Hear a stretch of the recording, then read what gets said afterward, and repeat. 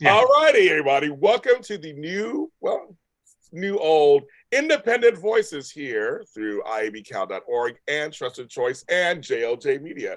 I'm your host, James Lott Jr. And I love bringing you people in the insurance industry who are doing all kinds of things when it comes to insurance. The industry is wide and vast. And today I can talk about entertainment. Finally, folks, that's what I do. I entertainment. So we talk about entertainment. And the person I have with me, I saw this thing that he is dedicated to matching clients with the right carriers. He's like the conduit, the translator, the bridge between people in the business and doing live entertainment plus insurance. And he also was in the business himself for 20 years on the other side of things. So he knows what he's talking about. He went to a place called Snapp. It's called Snapp and Associates Insurance, which I get the right name in here. And I'm glad to talk to him, Brent Walla. Hi, Brent. How are you? Good Good. afternoon. Good. You look great. Okay. So I think it's kind of cool because a lot of times we come into insurance from some other avenue. Like I came into it, I was a nurse, I was all these other things, and I kind of fell into it. No, a lot of people don't always just go to insurance when they grow up. But you're saying for you were in entertainment and a portion of entertainment, doing that for like 20 years. And you know about risk management, you know all that stuff. So how did insurance, for the folks that don't know, enter your world? Yeah. So as you mentioned, I spent about 20 years in the live entertainment space. During that time, producing live events all over the country.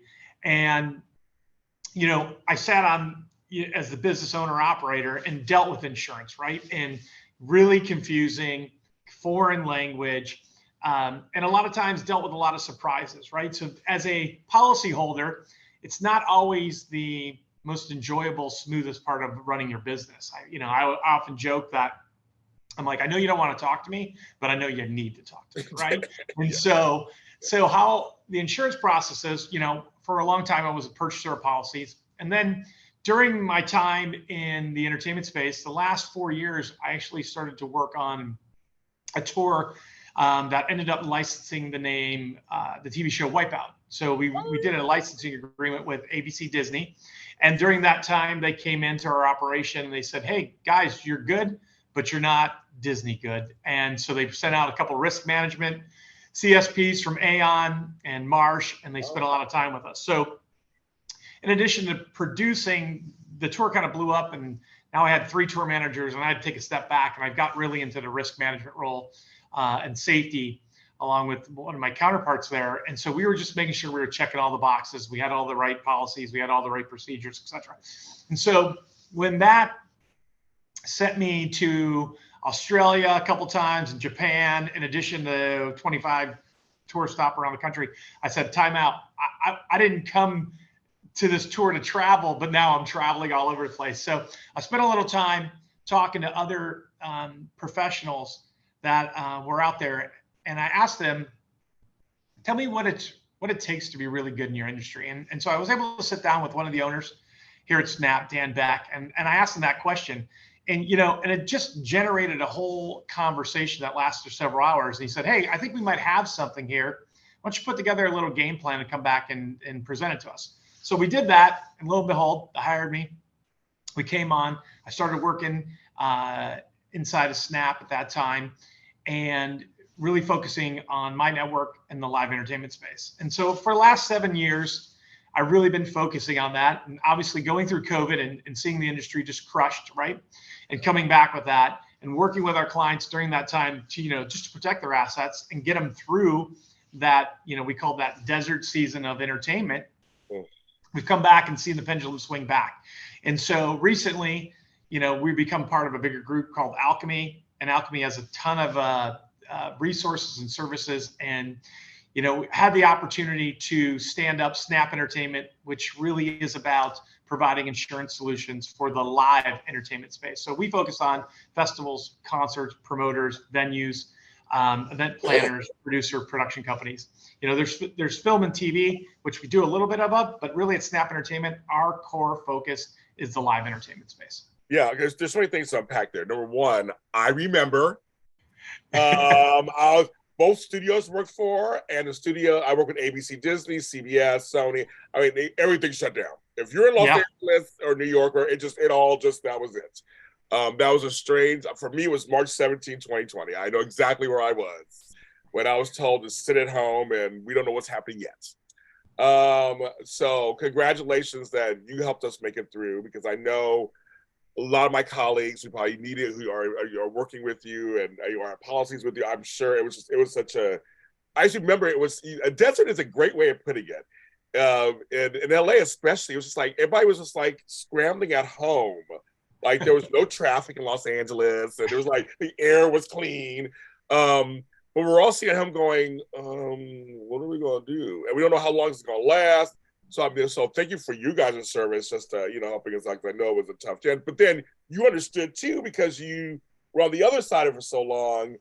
That must be, so for you being on the other side of this and then doing this now, you must, it's such a value to the clients, isn't it? A value to your company, isn't it? Yeah, I really think that, one of the things that we provide is that we can sit down and actually create some confidence, and that we understand our clients' operations. Far too many times, I'm told, hey, I don't think my broker really understands what we do, which I go back and say, well, are you okay with that? And if they don't understand it, do you think your carrier does, or where's your confidence on that? And so I think that I'm able to go in there and speak a language that of how they operate, right? Their operational language, to create that confidence. And then, as a trusted partner is what we try to be, provide a service so that, insurance doesn't become a 4-letter word anymore, right? It's something that now I'm speaking to them, they're starting to understand, because people don't like what they don't understand, right? Oh, insurance, most people don't understand it. So I translate insurance policies into an operational language that they'll understand. And so we create that confidence. So once I get that buy-in, we start to work with the client going, okay, what do I actually need? How does this actually work? Oh, you're going to let me ask you questions and I don't have to feel stupid by asking them? I'm like, absolutely. I'm like, who would understand this stuff? And that's the same way I felt, where it's like, I've dealt with people and they just assumed, or they implied that we should understand that. I'm like, most people in entertainment, they're really good at what they do, right? When I owned my business, I wasn't the best businessman, but we delivered great products and services, and that's why our clients hired us. So if I can come in, work with my clients and say, hey, this part we're going to dial in, and I'm going to teach you not only, what policies, or I'm going to direct you on what policies you need, but I'm also going to teach you best practices so that when we need to lean on the policy, we're doing the right things operationally so that coverage applies. It's not going to get kicked out. It's not going to get rejected. So right then and there, it starts to take a little bit of a different approach. Yeah. And I go, I don't want to be seen as a sales guy. I'm not a sales guy. I want to work with people that want to protect their business, their interests, their investment, their livelihood, right? And so if I can do that, and then we can work together, is really what I try to do. Well, there's two things there. Number one, you could also tell them, I understand what you're going through. I've done live events. Like, you can actually, and that's the instilling the confidence. They go, this guy knows what he's talking about because he's been there. So he's suggesting a certain policy or a certain thing, was I can try to trust he knows what he's talking about because he's been through it. So you have that component. Yeah. The second component, you're also reinforcing, which we do on the show all the time. People. It's about people. Insurance is about people. No matter what, I don't care if it's food truck insurance to life and health, or whatever, it doesn't matter. The hoo-ha boils down to, can you communicate with people in a way that they can trust you to help them out? Right? And that's what it is, basically, right? And I say it all the time, is I don't call my clients, or when I work with my team, I'm like, do not call them insurance. I'm like, that takes the person, the personality, the relationship out of it. I'm like, call them our clients. I'm like, we know they hold the policy, but stop calling them insurance. Let's call them clients, because that's what they are. And it puts that people, that relationship back in place. And it makes, a lot of times we don't meet our clients, right? Or my service team doesn't meet them face to face. And so they don't have that. And so I'm trying to put a little bit more of that personal kind of service touch in my operation here so that our clients get that. And they understand that and they feel that. So when you say that, I mean, that completely resonates with me. It's about people. And at the end of the day, we're providing a service and we should be trusted and be able to be lent on when they need us, whether that be a question, a policy question, or a bill or something frustrating, or even, when it comes to claims, like, hey, got to get in and help you out, navigate the space because you get thrown to adjuster and they don't know where they're at, Yeah, I'm always like, we work together. That's the thing. It's like, there is no hierarchy. But yeah, I'm working for you on some level, but we're working together to make sure that you have the best coverage, the best thing you need at any given time. Because as you know, especially in the live, I do live events. I'm doing one this Saturday at the Grove. Live entertainment, live events, anything's possible. I mean, seriously. I mean, like, hey, so let's talk about some of the products and things that you guys give, because I'm really curious about that because, I mean, as you know, literally, we know like the maybe 10 basic things that could happen when it comes live.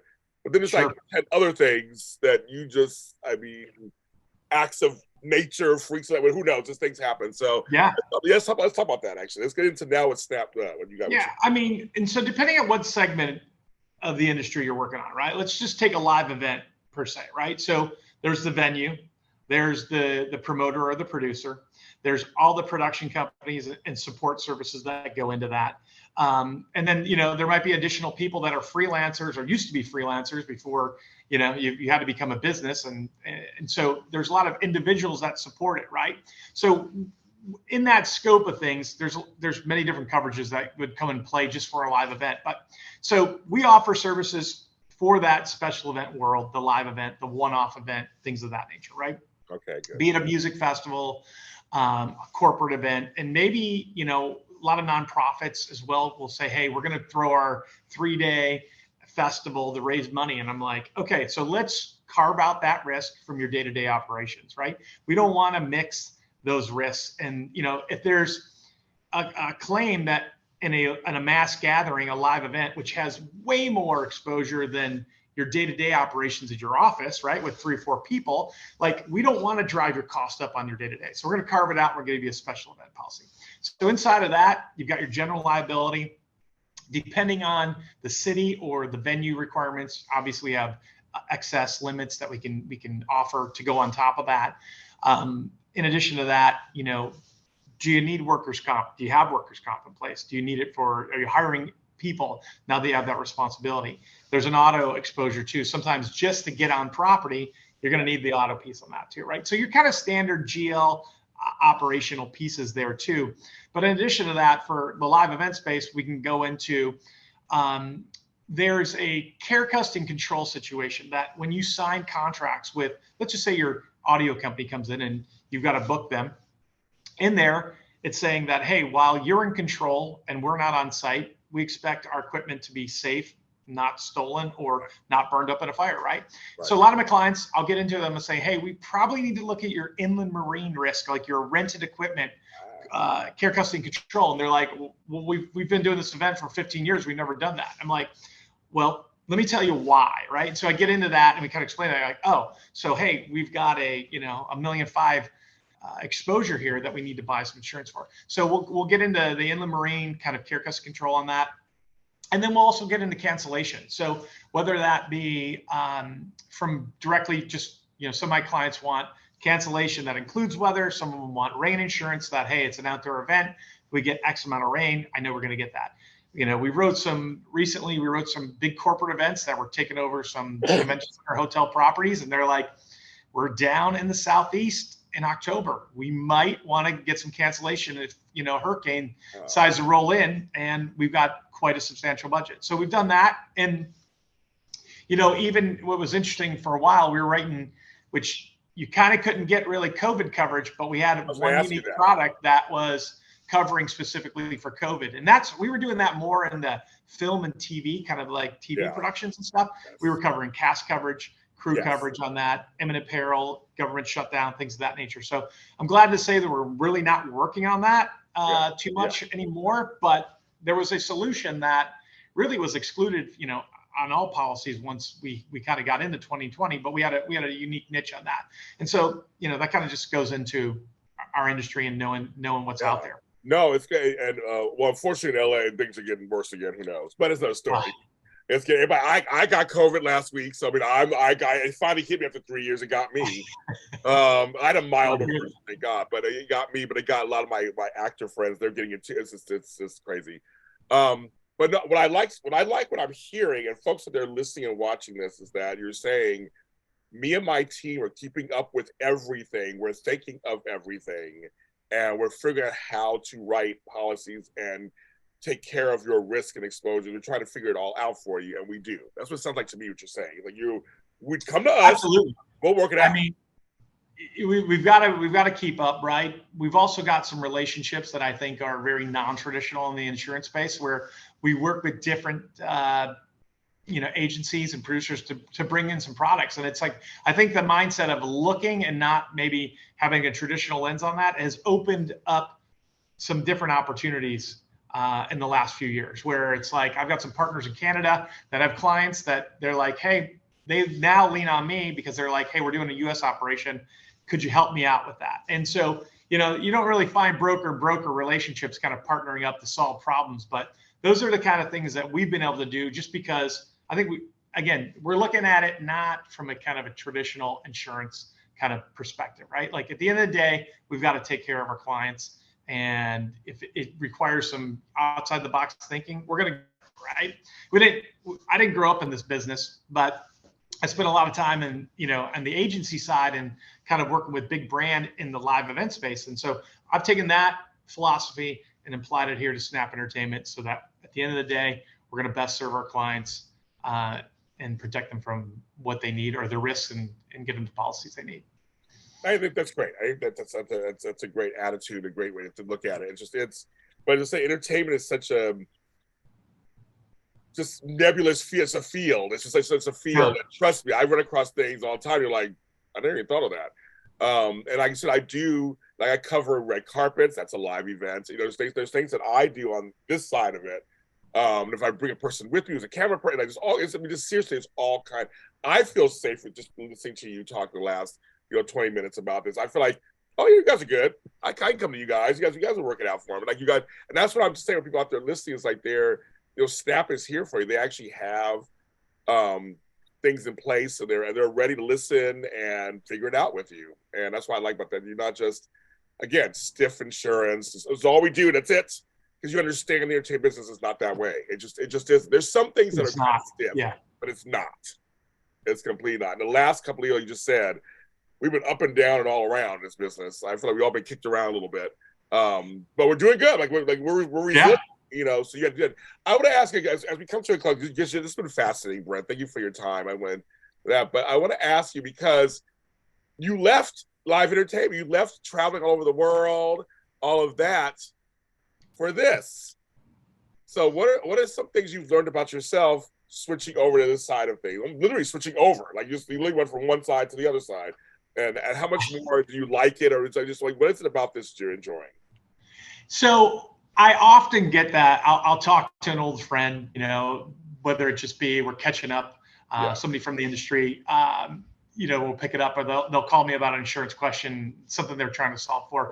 And then, we'll catch up, and then we'll be talking, and they're like, well, wait a second, Brent, tell me, are you really happy doing this? I mean, do you want to come back? Like, and I'll get a call, like somebody will call me, hey, I got this gig. Do you want to come back? And I'm like, no, I'm good.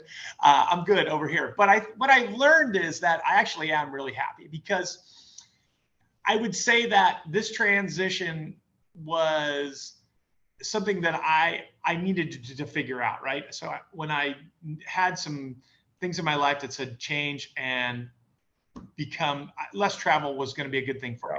Yeah. So when I made that transition, but what I did is I was able to carry the relationships, right? So the relationships were intact. And so then kind of through this process was, now I really enjoyed being the resource or the individual that could break it down, and explain it, as we kind of talked in the beginning. And so when I received kind of the feedback from people and just their reaction from I took that approach, and then it comes down to, hey, talk to Brent because he knows what we do. So I'm like, okay, this is very rewarding. I'm helping, the industry protect themselves. I'm helping business owners, and taking something that was foreseen as very frustrating. They don't like it. It's expensive. Why do I need it? And now it turns it into, hey, I actually need to maybe talk to you about some other things. There might be a few other coverages that we might want to talk about. And so that's really what I love to do. I love to help the people, companies, and events that make the entertainment industry great. And if I can make it more tolerable, less, better tasting, whatever you might want to say with insurance, like for me, that's my role now. I'm still an entertainment guy at heart. I tell my clients all the time, I'm cut from the same cloth as you. And I said, you have my cell phone. And if it's 11:30 and you need a COI, call me, because I know the business does not stop, right? You guys are 24/7, and we're going to support you in that way. So we'll figure it out. And like, I'm not asking you to call me on Friday, but I've gotten, at 7:30, 8, 9, 10, but I've gotten those calls, and we've gotten those COIs out. And so I think when you can create that, service, it keeps me connected with the industry. I'm still in the mix. I still have the relationships and the people. And that's, I've always been that way. So I'm just, providing a different way. So, whatever it might be, fortune, dumb luck, I'm here, but this is really what I like to do. So, you're still involved in insurance. So there is that part of it, but I think I've been able to bridge that and provide value and enjoyment for myself and my team at the same time. I feel the same way. So I left insurance. Now I'm doing entertainment. Now I'm doing both. So I feel you. I mean, it's very coincidental here. And they know they're very actually it is. And when they put you across my desk, I was like, yeah, I want to talk to these people because they probably know how I feel. So and that just goes to show everyone out there. There's an insurance industry is a place for everyone and all your talents and what you can do. There's a place for everyone. If you like IT and entertainment, there's a place for you. It's one of the few industries. There's a place for you in there. And Brent and I both found it. Brent Walla, thank you so much for being on the show. Thank you for your time. Pleasure to be here. Great to speak with you. I think this is very exciting, and I've enjoyed my time. Thanks for having me. It's my pleasure. Now we're connected too now, so we are now entertainment. Who knows? I may send people away. Now we're connected. So tell people where they can find Snapp Entertainment and all that. They want to talk to you further. So Snapp Entertainment is based out of San Diego. We're down here in Mission Valley, but we're licensed all 50 states across the country. So snappentertainment.com. You can check us out there. You can check out myself, Brent Walla, on LinkedIn, Facebook. We got all that stuff there too. And then, if you need to give us a call, you can give us a call at 619-908-3100. Thank you. And of course, I'm James Lott Jr. here for iabcal.org. Go check them out. TrustedChoice.com. Check them out also if you're looking for independent agents and brokers. They're a good resource to go to. And of course, this is JLJ Media, where I have all the other episodes of this show, past episodes. Share this with anybody you think needs to hear this and needs to see this. If they're in the entertainment business, please feel free. We're audio and we're video, so you can do either one. So we make it easy for anybody. I'm James Lott Jr. For me and Brent Walla, thanks for watching or listening, and we'll see you next time.